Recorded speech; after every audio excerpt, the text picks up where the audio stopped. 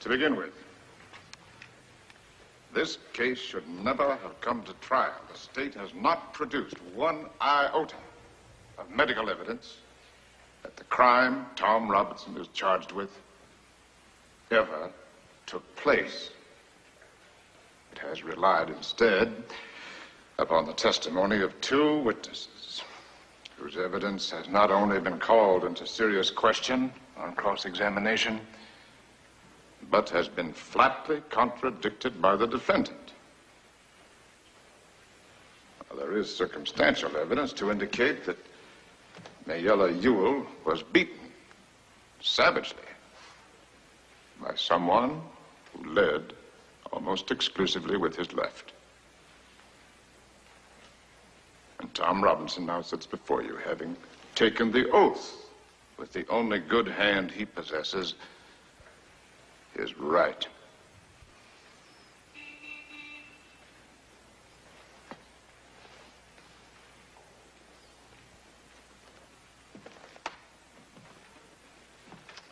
I have nothing but pity in my heart for the chief witness for the state. She is the victim of cruel poverty and ignorance. But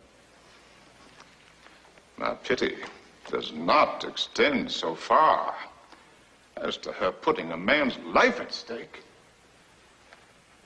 which she has done in an effort to get rid of her own guilt. Now, I say guilt, gentlemen, because it was guilt that motivated her. She's committed no crime. She has merely broken a rigid and time-honored code of our society. A code so severe that whoever breaks it is hounded from our midst, is unfit to live with. She must destroy the evidence of her offense. But what was the evidence of her offense?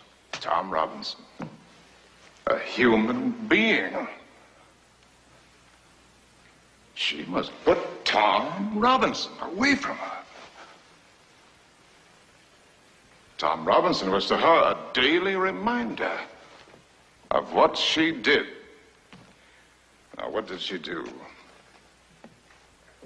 She tempted a Negro. She was white, and she tempted a Negro. She did something that in our society is unspeakable. She kissed a black man, not an old uncle, but a strong, young Negro man. No code mattered to her before she broke it, but it came crashing down on her afterwards.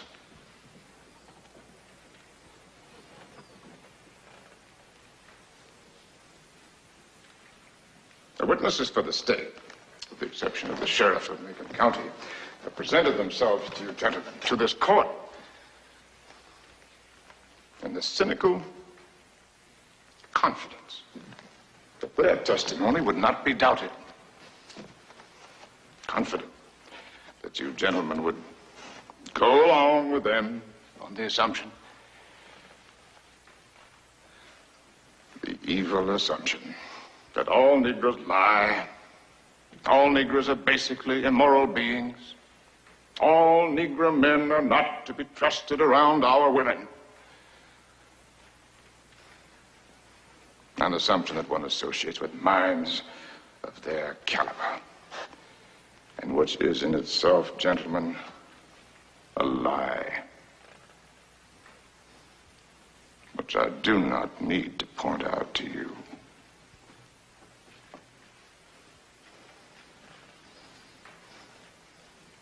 And so, a quiet, humble, respectable Negro who has had the unmitigated temerity to feel sorry for a white woman has had to put his word against two white peoples.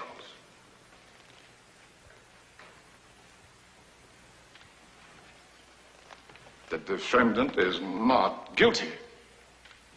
But somebody in this courtroom is. Now, gentlemen,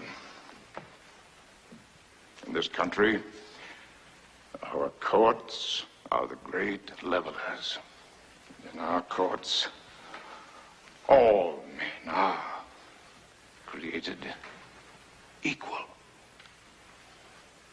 I'm no idealist to believe firmly in the integrity of our courts and of our jury system. That's no ideal to me. That is a living, working reality.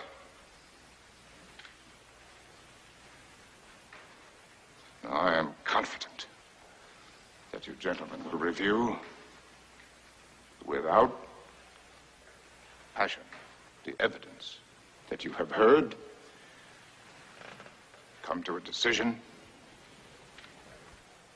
and restore this man to his family.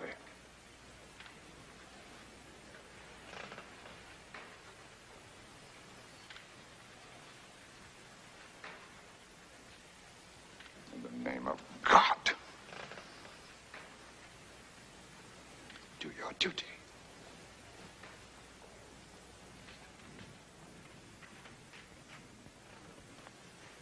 In the name of God, believe